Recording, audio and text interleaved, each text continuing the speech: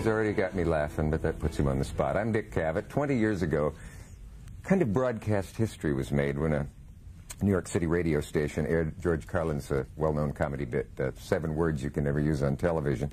The issue of whether or not the routine was too obscene for broadcast wound up in the Supreme Court. Well, since then, Mr. Carlin has kicked his drug habit, survived a string of heart attacks, or perhaps one, and has remained a preeminent comedy icon. What a thing to call anybody. He has a new album out, Jammin' in New York, and it is funny. It's as funny as any album he's ever made, which I think is about as good a testimony as anyone can get. Thank you. Monsieur Carlin, I am pleased to see you so well. String of heart attacks was a phrase put into my mouth there. I had 3. I had a very minor one back in the 70s, which didn't seem to do any damage. 1982, I had a decent heart attack. I don't like these words, massive and mild. Every heart attack I read about is either massive or mild. Mine was a decent heart attack. Decent in proportion, had a little damage to the muscle, and then I had another one in 1991, which again just forced me to take about a month or so off.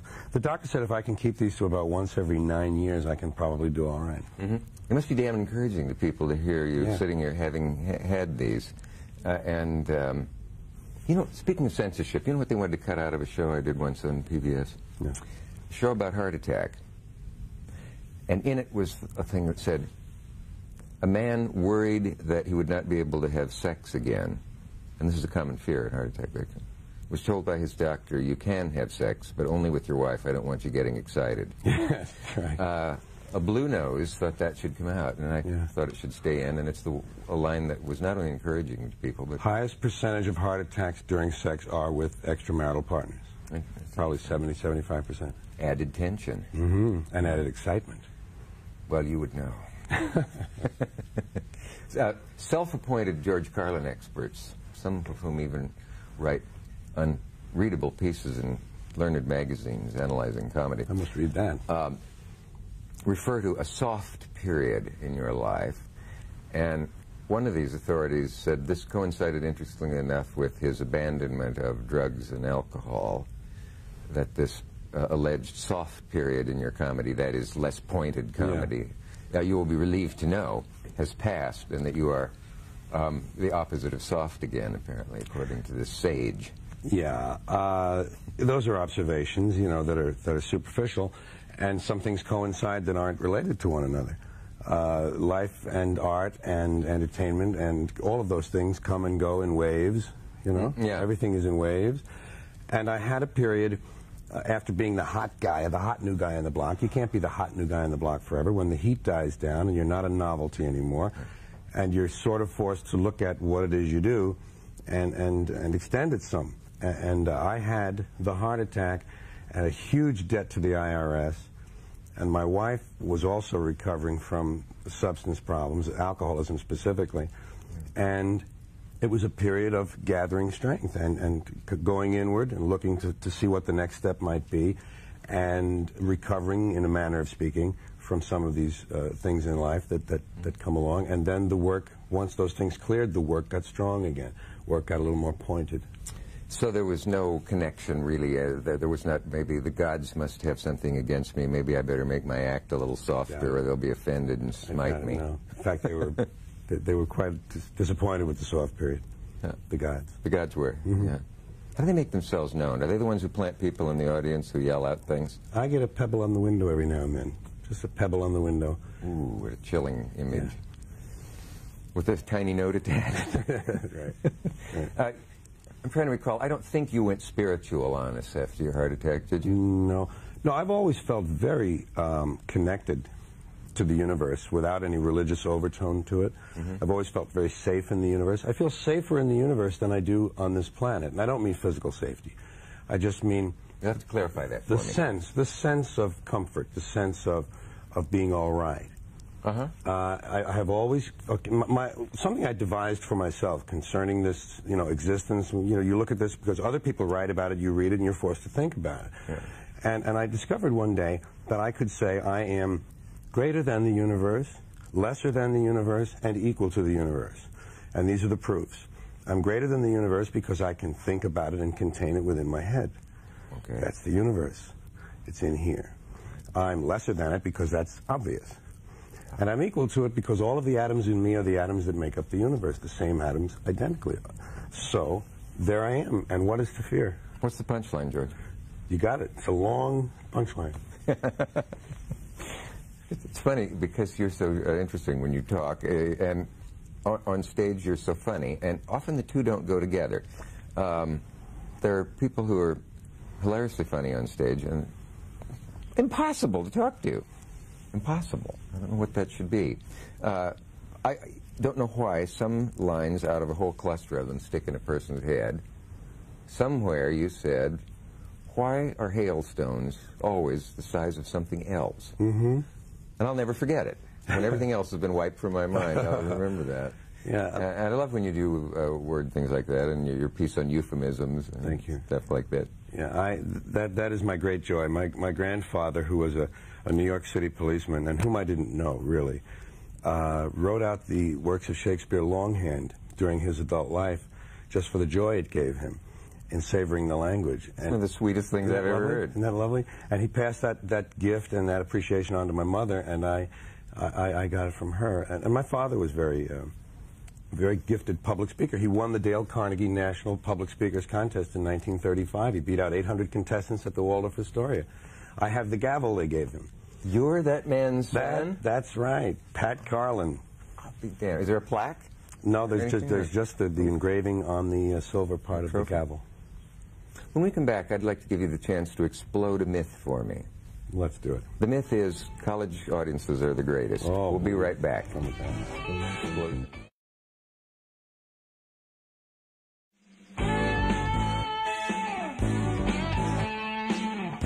Good. It probably is, yeah. Oh, I'm glad you joined us. When I was coming up as a comic in earlier days, college campuses were the thing to play. They were supposed to be the hippest audiences. They had nurtured the great Mort Saul and others and so on. And I was interested to read somewhere that you felt this is no longer true.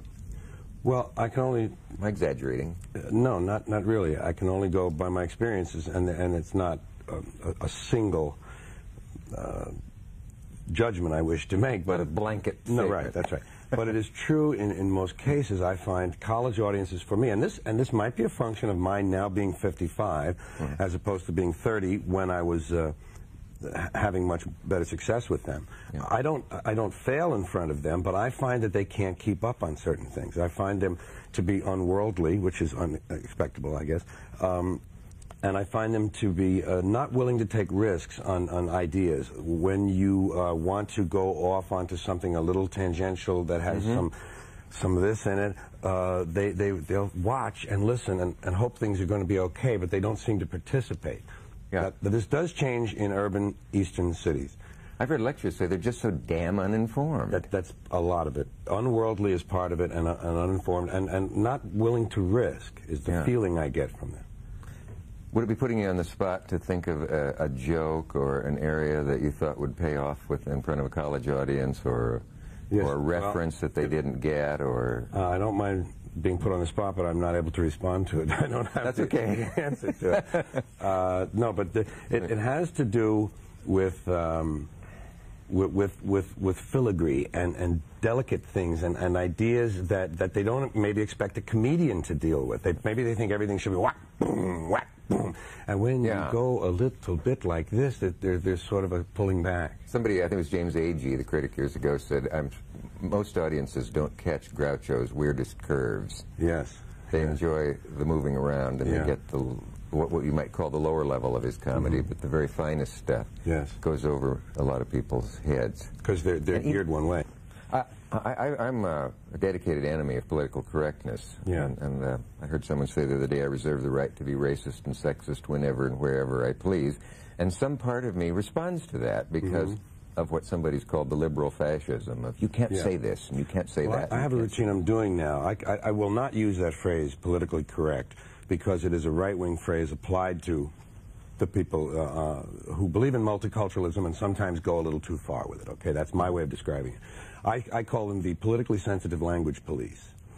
And I have a routine I'm developing on it. I worked Hofstra University last night, which, by the way, was not the way I just described most college audiences. It worked very well last night. Like an exempt Hofstra. Yes.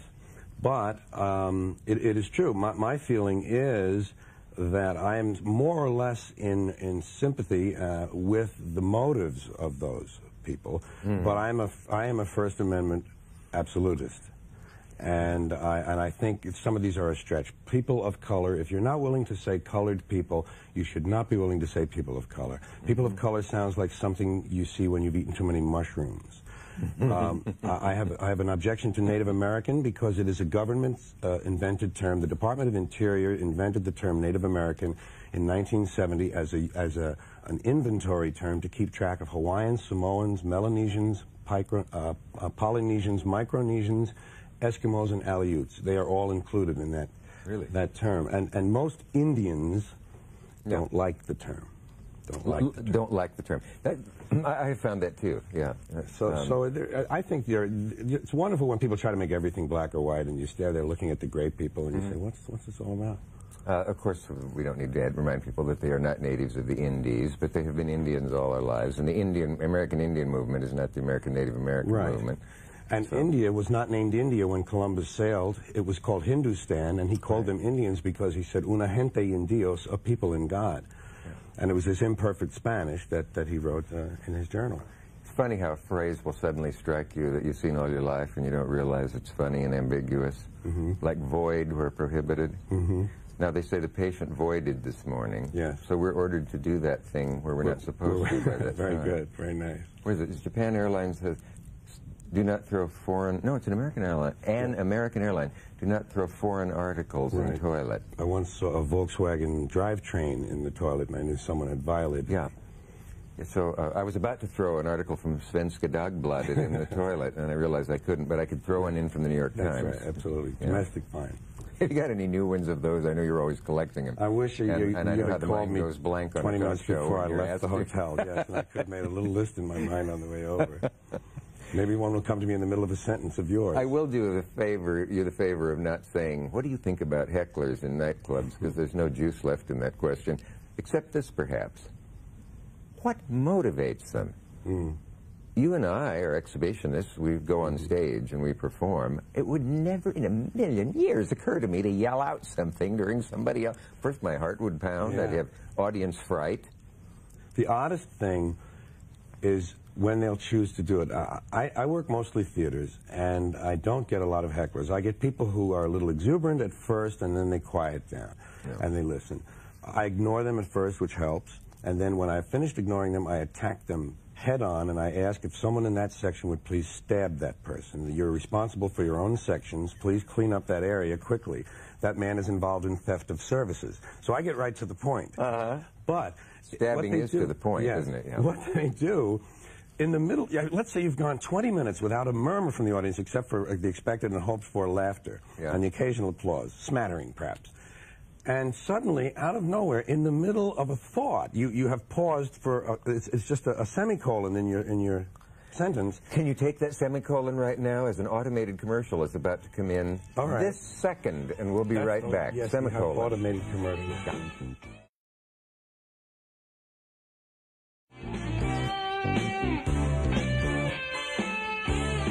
Talking with, I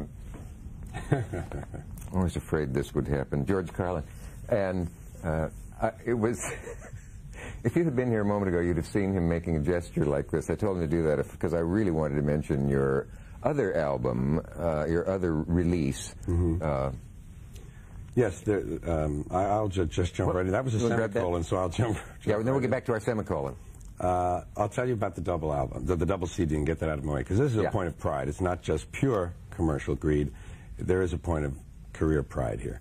My first 3 albums in the 1970s became gold albums. They were good sellers. They were called FM and AM, Class Clown, and Occupation Fool. What's the minimum it has to be a gold album? At that time, I believe it was $500,000 wholesale in value. Okay. And they've sold well ever since, although not at that pace, of course. The first 3 albums were called FM and AM, Class Clown, and Occupation Fool, and they contain a lot of the pieces that I hear most back from people, even these days, on a plane, in a restaurant, in a hotel lobby, when they want to make a connection. They say, oh, the 7 dirty words, or I was an Irish Catholic kid, too, I remember that. And this. So there are a lot of those pieces in it. The 3 albums have been released in complete form, nothing cut, on a double CD called Classic Gold. Okay, so that's the one that might mistakenly be referred to as the best of Carlin. And it isn't. There's Those nothing are always left irritating because they cut bits all over the place and you never know where you are. And these are now my property, and I didn't want to cut them at all, and I talked Atlantic into releasing them as a double CD. So the one I couldn't think of the name of, Jammin' in New York, does not have to, it should not be confused with that. You can get that's both. New work. That's from the Madison Square Garden show in '92. So a lucky person's Christmas stocking could contain 2 Carlins. Could be bulging with humor. Yep. Chock full of bops. An awful thought. Hey, George, does one of your... does this have the word warning on it, or is it the other one? They all have the parental advisories on the front now.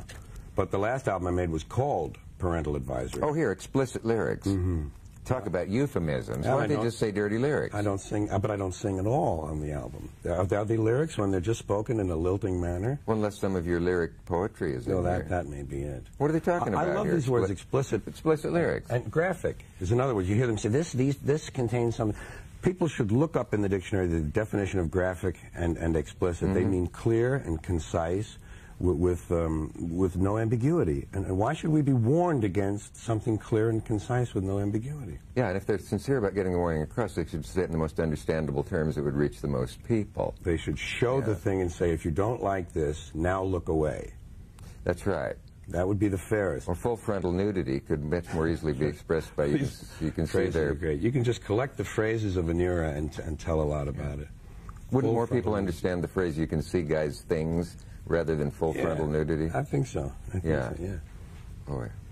Dork shots. Takes a lot of nerve to say things on television. Remember years when we couldn't use that word? And remember it? They're doing it. Doing it, yeah. You know the British expression, and there were Hopkins and a chambermaid at it like knives. Oh, that's lovely. I'm not sure why that works when you think about it, but it does, doesn't it? It does. Certain phrases you shouldn't think about. But anyway, people are duly warned that your work may corrupt some sensitive members of the anyone's open to corruption will probably have it happen. You know, my only real argument with the religious right, I won't want to say that, my only one, but main one is they've produced so damn few good comedians. Can you think of any good religious And the Ku Klux Klan produces very few great composers. Not a really great composer among them that I have noticed. Yeah. A few good aerialists and, well, you know, 1 or 2 calligraphers, but not any... calligraphy especially, you're right. Yeah, I hadn't thought of that. I went to a Klan meeting once. Did you? Did you go as a news person, an outsider interested, or were you sort of undercover, you'll pardon the wonderful... I don't know what it is about you that made me confess that, but I did. In Metairie. Just continue. I'll come here twice a week if you see the need. I sat next to a couple who had they were form-fitting, their hats, with pointed hats. I had a line, you're going to like this. Let me tell you my Ed Sullivan story. The only censorship I ever had on Ed Sullivan, I did 11 of them. Tell it. I had 2 lines in this 7-minute or 6-minute routine. One of them was I said that Muhammad Ali was being punished because he wouldn't go off to kill people. He was a draft dodger, and he wasn't allowed to be champion anymore because he wouldn't kill people. And so therefore they wouldn't let him beat people up. Beating people up was his job. They wanted him to kill people. He says, I don't kill people, I just beat them up. They said, well, we're not going to let you beat them up. That was one line. The other one was... Pardon me while I laugh. Okay. I'm sorry, I didn't mean to laugh in your face. Wallace was running, or had been running, and talking about pointy-headed intellectuals. Yeah. And I said something about pointy-headed intellectuals. Have you ever seen the shapes of those sheets those people down there wear? And they came to me after dress rehearsal and said, we will give you a choice of one of those 2 lines. That was the way the censorship went on that show. You can't say both of those things. Yeah. But you may pick one of them and leave it in. Isn't that strange? Yeah. And I chose the Muhammad Ali one. It was a much finer joke. It's an interesting form of gutlessness, because what they're afraid of is that people would complain, and then when the people do complain, they can say, well, we did cut something. Yes. It didn't matter what. Right. Well, they wanted to halve the number of letters. I had a 2-part show on pornography once, and the phrase oral genital sex occurred, and for those who might not hear it, it might sound like auto-general or something. I said mouth on sex organs, and did the same thing when it came up in the second show in the mouth, so to speak, of a sociologist. They said you got to cut it from either Wednesday or Thursday show. It's so great. It's just wonderful that there's nothing. You know, they're really operating on nothing. Do your friends who knew you when ever get into the, I suppose you're too good to have a drink with me now, you've gone so far? Rarely there'll be a person and you quickly correct them. You know, I happen to be a person who's very comfortable with most human beings I come across. I don't have much trouble with anybody, no matter what their station or job in life. You're a populist. I guess so. I'm a Democrat with a small d, as they used to say. But I am very accessible to most people I meet. And so when you hear that, you think, gee, has this... I've had people who say, gee, we didn't want to call you. It's been like 10 years. We didn't want to call you. Why are you too busy, you know? And you think, gee, here's a guy who sat around 10 years and thought that of me and wouldn't act to find out if it was true. Maybe tremblingly started to press yeah, I've got it to the third digit. No. I'll confess something else to you now. You're like an analyst to me. Wonderful. I don't think I'm better than the people who accuse me of not being too good to have a drink with them until they say that. Yeah, oh, well, on and that, then I think, oh, I'm afraid. In that one area, you have shown yourself to be better. Yeah. Well, listen, Carlin, give me the best joke you ever heard in the next 20 seconds. You're on. Kick it, buddy. Best joke I ever heard. I don't believe I did that to you. No, I can't believe you did either. You like me up till now. Can I write one down and mail it to you? You make them back. Have your paper on my desk by Friday. If I were a joke person, I would have one, but I'm sort of not. I just kind of like funny ideas. And that's what some of us like about you. Okay. You're always welcome here, Carlin. Thank you. We'll bump anybody, particularly, well, we'll see you next time. Thanks so long.